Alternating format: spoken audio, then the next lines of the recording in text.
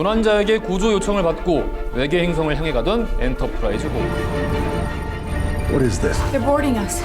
우주의 평화를 위협하는 악당 크롤이 유물 아브로나스를 뺏기 위해 함선을 공격하는데요. 결국 엔터프라이즈호가 붕괴되고 알타미드라는 낯선 행성에 뿔뿔이 흩어진 내용입니다. Our captain will come for us. Mercy will be the last thing on his mind. I am counting on it. I need your help. 커크 일행은 베일에 쌓인 여전사 제이라를 만나 크롤 일당에게 반격을 가합니다. I will destroy it. I think you're underestimating humanity. 커크 일행은 대원들을 무사히 구하고 악당 크롤로부터 연방의 평화를 지킬 수 있을까요? 영화 스타트랙 비욘드입니다. 오늘 소개해드릴 영화 스타트랙의 새로운 에피소드죠. 스타트랙 비욘드입니다.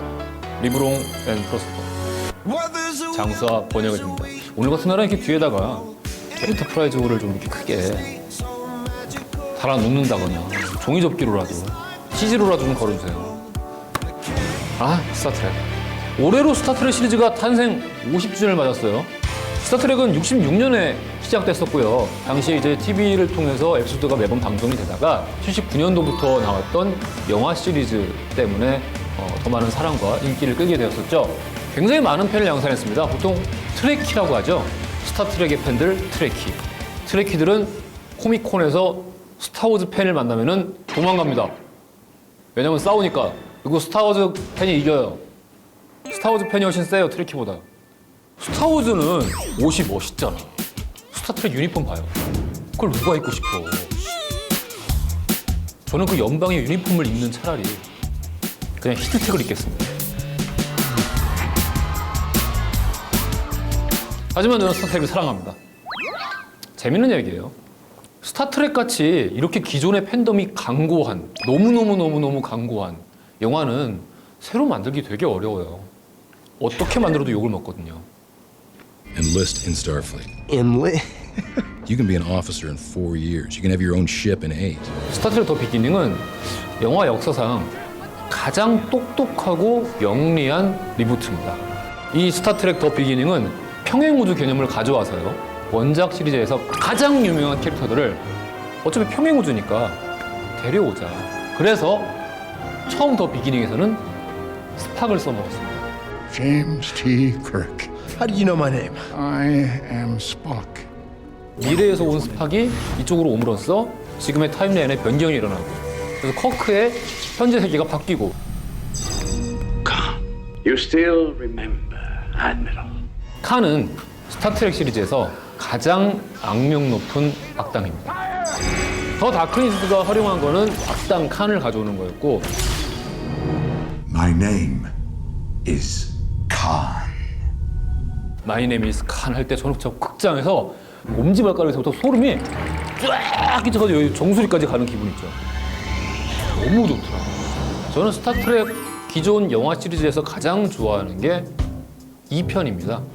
칸의 분노에서 마지막에 스타트랙 시리즈에서 가장 감동적인 장면이 나오죠. 스팍이 크루들을 위해서 혼자 희생하고 죽음을 맞이하는. 그리고 그 이야기는 그 이후에 변형시켜서 커크가 죽음의 위기에 빠지게 되는 장면을 만들어내고요.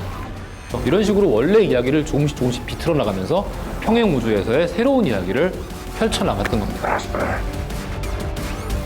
지금 생각해도 정말 영리한 이야기. 이야기를 어떻게 만들어도 기존 이야기를 파괴하는 게 아닌 게 되는 거예요. 기존의 팬들도 좋아할 수밖에 없게 만들고 새로운 팬들도 팬덤에 탁 뛰어들게 만드는 아주 영리한 이야기를 가지고 있었어요. 그래서 J.J. 에이브럼스는 놀라운 거죠. 스타트랙, 스타워즈 그 오랜 세월 동안 팬들이 서로 싸워왔어요. 근데 그 두 가지 시리즈가 지금 다 리부트돼서 나오고 있죠. 근데 그 두 가지 시리즈의 감독이 둘 다 J.J. 에이브럼스야. 이거는 SF계의 화개장터 아닙니까? 야, 이건 놀라운 일이에요. J.J. 에이브럼스는 전생에 뭐였을까요? 자, 그렇다면은 그 성공이 이번 영화 비욘드에서도 이어질 수 있을까요? 스타트랙 비욘드가 처음 공개된 이후에 골수 팬들은 분노를 드러냈습니다. 왜냐? 엔터프라이즈호가 NCC 1701호가 파괴되기 때문에 자, 여기서 한 가지 짚고 넘어가야 될 점이 있는데요. 엔터프라이즈호는 과거의 시리즈에서도 한번 완전 파괴된 적이 있습니다. 영화판 3편이었죠. 엔터프라이즈는 거기서 완전 박살납니다. 하지만 차이가 있다면요. 자폭을 해요. 하지만 이번에는 너무 안 됐다 싶을 정도로 작살이 나죠. 아마 그 부분에서 자존심이 상한 게 아닐까라는 생각이 듭니다. 이 영화 비욘드에서 가장 중요하게 등장하는 배경이 있죠. 바로 그 요크타운이라는 행성인데요. 50개 종족이 서로 평화롭게 어울려서 살아가고 있는 행성입니다. 왜 50개냐? 50주년이라서 했다고 하는데 그건 그래요, 감독님. 하지만 이 50개 종족이 서로 어울려서 살아가고 있는 요크타운은 스타트rek이라는 시리즈가 표방하고 있는 가장 중요한 가치를 대변하고 있습니다. 다양성이죠. Sure. You can't fight this thing, right? You kidding me, sir? 술루는 이 영화에서 게이로 처음 등장을 합니다. 그것은 스타트rek의 가치관과 맞는 다양성의 의미에서 약간 빛나는 새로운 설정이 아니었나 싶습니다. To prove our side, full head of hair. 몬즈 박사는 원래 시리즈에서도 사실 분량이 되게 많고 중요한 캐릭터고 커크의 절친인데 상대적으로 인기가 덜했어요. 왜냐? 커크의 배필은 스팍이거든요. 몬즈 박사의 캐릭터는 그 사이에 끼어있는 이상한 돌멩이 같은 거죠. You saved my life. Uhura and I had something to do with it too, you know. 하지만 이번 비욘드에서는요. 커크와 본즈가 아니라 스팍과 본즈가 이상한 케미를 발휘합니다. Well, at least I won't die alone.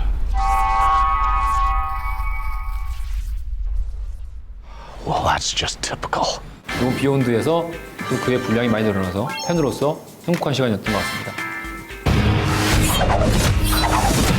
Who's your new friend here? This way. 제이라는 소피아 부텔라가 연기했는데요. 뭐 이름은 부텔라? 그 잼? 아, 누텔라. 그런 생각을 하시겠지만 킹스맨에서 등장했던 배우입니다. 얼굴 보시면 다 아실 거예요. 아, 근데 또 이 스타트rek에서는 분장을 너무 심하게 해서 못 알아보실 수도 있겠네요.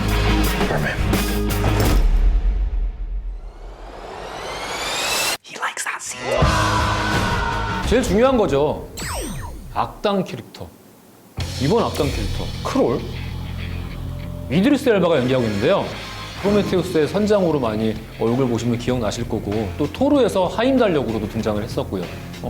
개인적으로 굉장히 좋아하는 배우인데 이번 스타트rek에서는 그게 이드리스 엘바인지 알 수 있는 방법이 없어요. This is where the frontier pushes back. 분장 때문에 아쉽다고 하기에는 스타트렉 더 비기닝에서 에릭 바나가 연기했던 악당도 못 알아보기에는 마찬가지예요. 지금 PD가 놀라고 있습니다. 그게 에릭 바나였어? 라고 하잖아요. 마찬가지로 이번에도 이드리스 엘바가 그 악당이었어? 라는 반응은 영화의 완성도에 영향을 끼치지는 않아요. 문제는 뭐냐? 이 악당이 매력이 없어요. 기본적으로 이 악당은 그의 동기가 잘 이해가 안 돼요.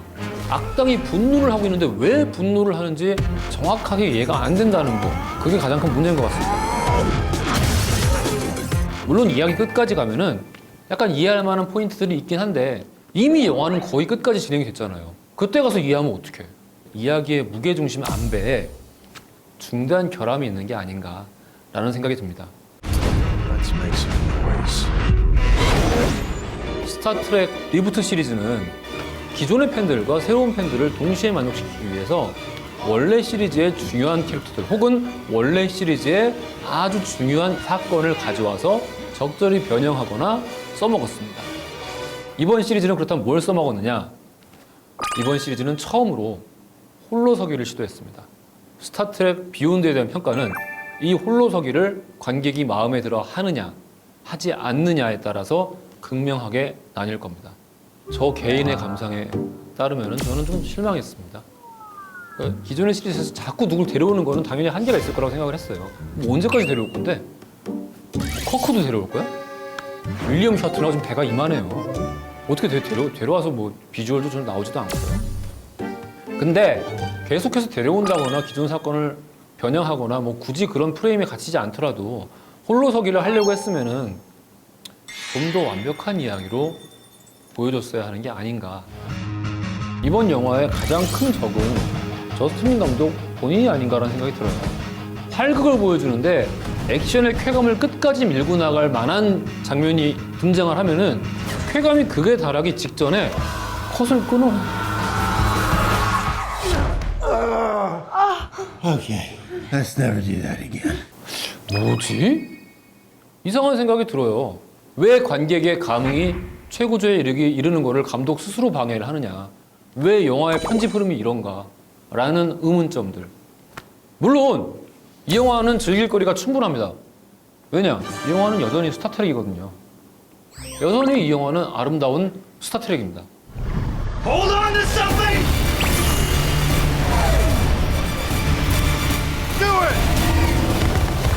안톤 옐친이 불행하게 죽음을 맞이한 지 이제 몇 달 됐죠. 아마도 이 스타트렉 더 비욘드가 안톤 옐친의 살아있는 그 활기찬 표정과 아름다운 모습을 볼 수 있는 거의 마지막 기회가 아닌가 싶은데요. 마음속으로 안녕을 구할 수 있는 기회가 됐으면 좋겠습니다. 안톤 옐친의 명복을 빌겠습니다.